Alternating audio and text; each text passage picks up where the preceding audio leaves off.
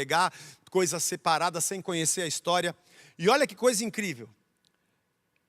Quando Jeremias profetizou que Deus estaria de volta, quando Ezequiel profetizou que Deus habitaria de novo no meio do seu povo, quando Ageu profetizou que a glória da casa última seria maior do que a primeira, é visto no livro de Esdras, capítulo 6. Você vai ler também, Esdras 6 e 16 em diante. Esdras conta a história do retorno do povo. Josué, sumo sacerdote, Zorobabel era o governador, Esdras era o escriba.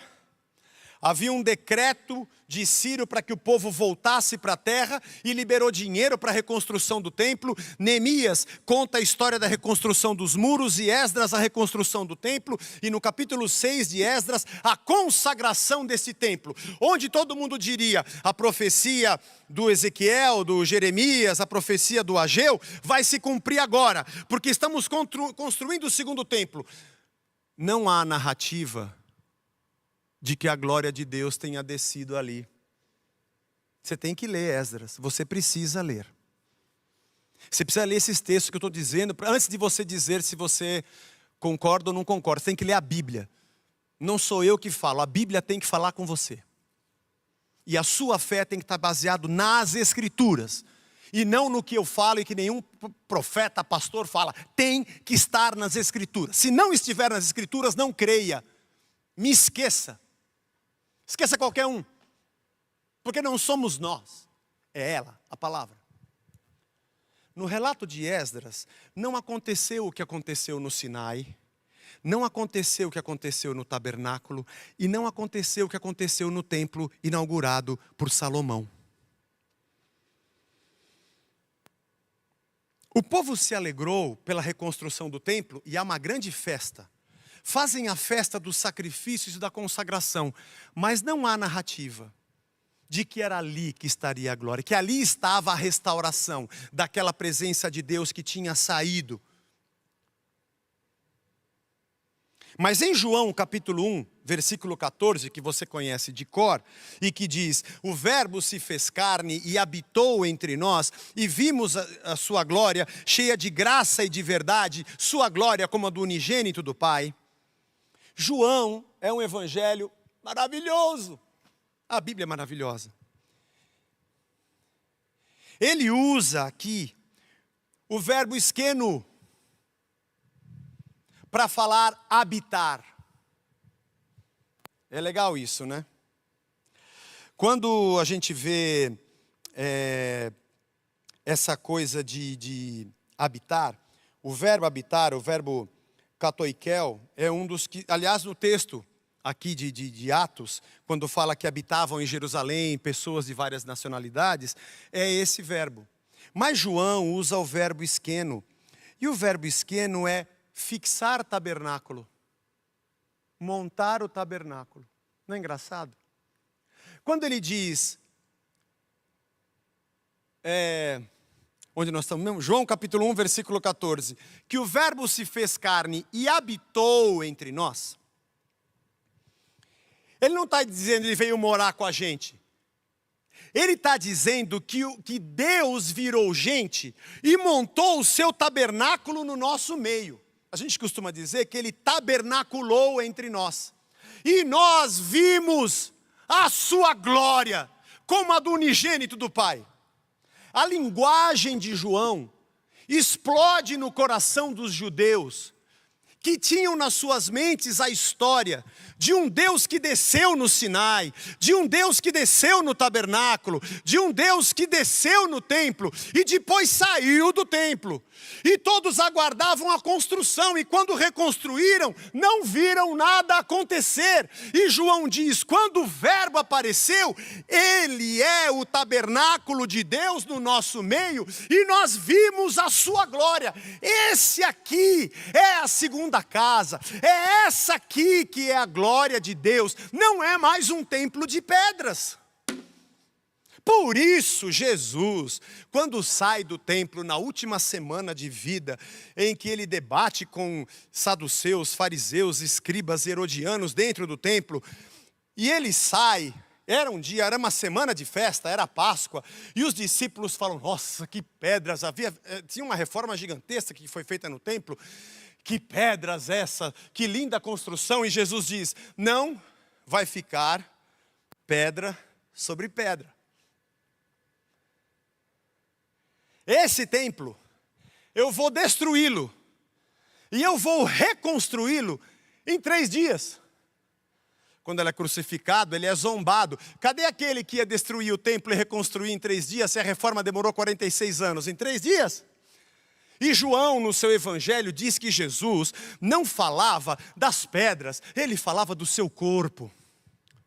Do seu corpo, que ressurgiria em 3 dias, porque ele é o tabernáculo e não aquelas pedras. E também o seu corpo, a sua igreja, porque nela ele depois habitaria pelo seu espírito. Você consegue entender que quando Pedro diz, eles não estão bêbados, vocês têm que entender que Jesus é o Messias. Ele é o Messias e ele é o Senhor. Vocês precisam entender que o que está acontecendo aqui é o que o profeta Joel disse. E aí vem um fio histórico longo, desde Moisés no Monte Sinai, sobre a descida de Deus. Só que agora, ele vem de uma vez por todas. Quando você conhece hoje a Cristo, você já não o conhece em carne e osso, porque ele não está aqui. Você o conhece pela ação do seu Espírito que está entre nós. Quando você recebe a Cristo na sua vida, é o termo que João usa, todos que o receberam o poder de serem filhos de Deus, você não recebe como uma visita na sua casa para sentar, você recebe como um Senhor para habitar em você. E Paulo diz que nós somos tabernáculo, nós somos templos da sua habitação. A discussão de Atos capítulo 2, e eu não vou entrar nessa discussão, não é tema da nossa pregação, não é uma discussão sobre dom de línguas, sobre como ele é e como ele se manifesta. A discussão é que o Espírito vem para que profetizemos, para que falemos das grandezas de Deus, como aconteceu neste dia. Não, Pedro não pegou a palavra para dizer, gente, isso aqui que vocês estão vendo é dom do Espírito Santo. Eles estão falando em outras línguas, isso aqui é para vocês entenderem que a igreja tem o poder de Deus aqui dentro. Não, ele não falou isso. Nós é que fazemos isso, não só com esse dom, mas com todos os outros.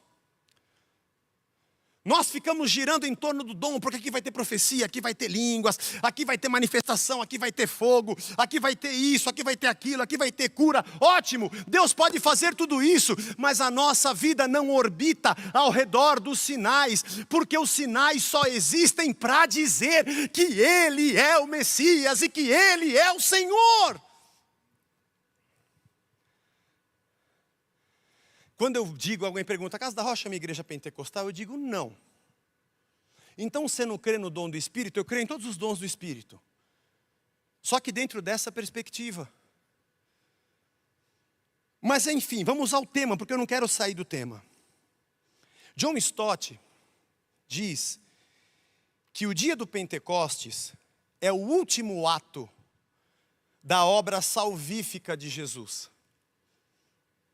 Para que se completasse a promessa de Deus, de Ezequiel, de Joel, de Jeremias, sobre a igreja, haveria um tabernáculo, só que era Jesus. A glória estaria ali, que era o próprio Deus. E essa glória estaria nos corações e nas mentes dos homens, que é o seu Espírito. E quando isso acontecesse, disse Pedro, nós vamos falar a língua de todo mundo. E aquilo que Jesus disse, vocês vão ser testemunhas em toda a terra, esse é o maior sinal.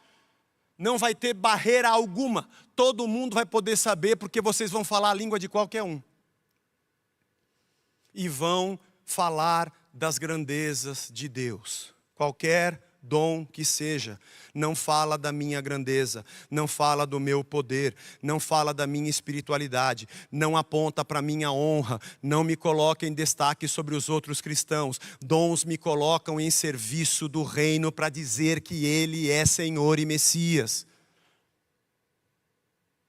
Capacidades do Espírito Santo tomam a minha vida para que eu dê um fruto, porque Ele é o sinal de que eu estou ligado à videira e eu faço tudo aquilo que Deus quer que eu faça para a glória dEle. O ramo nem tem fama, fama quem tem é a videira e o fruto.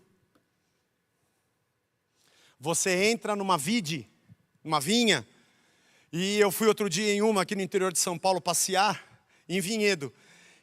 E é muito linda a plantação e a vinha, e maravilhoso você ver o fruto.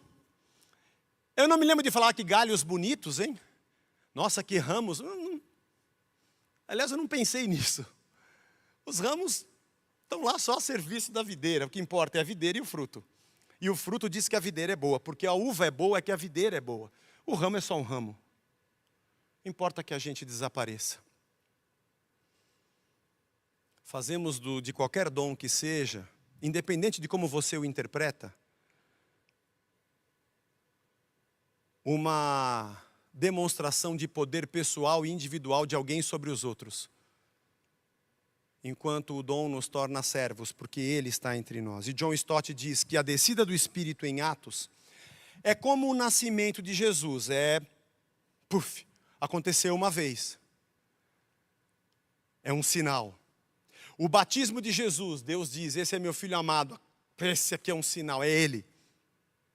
A morte de Cristo, desceu à sepultura, é um sinal, aconteceu uma vez, é ela.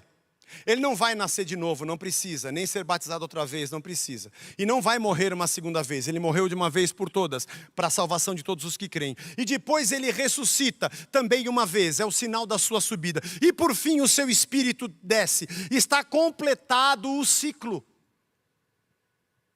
do Deus que se manifestava no tabernáculo, no templo, do Deus que agora é o próprio tabernáculo no meio do povo e do Deus que agora faz do seu povo o seu tabernáculo. Uma linha histórica entre os profetas, a manifestação de Cristo e a vida em Atos dos Apóstolos da sua igreja.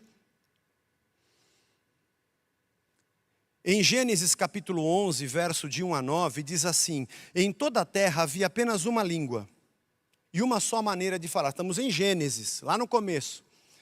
Os homens partiram do Oriente, encontraram uma planície na terra de Sinar e habitaram ali. Disseram uns aos outros: venham, vamos fazer tijolos e queimá-los bem. Os tijolos lhes serviram de pedra e o betume de argamassa e disseram: venham, vamos construir uma cidade e uma torre, cujo topo chegue até os céus.